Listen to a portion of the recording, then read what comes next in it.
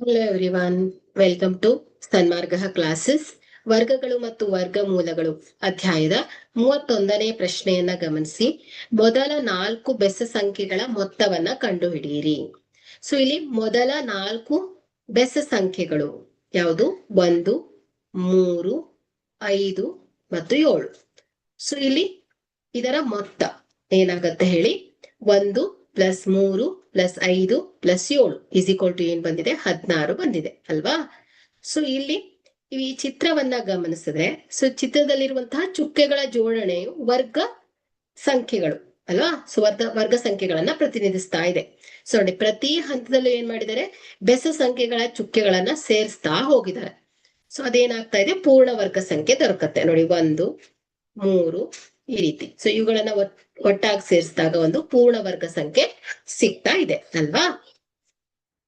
So ಹಾಗಾದ್ರೆ ಇಲ್ಲಿ ಮೊದಲ 4 ಬೆಸ ಸಂಖ್ಯೆಗಳ ಮೊತ್ತವು 16 ಆಗಿದೆ. 16 ಅನ್ನೋದು ಒಂದು ವರ್ಗ ಸಂಖ್ಯೆ. Thank you.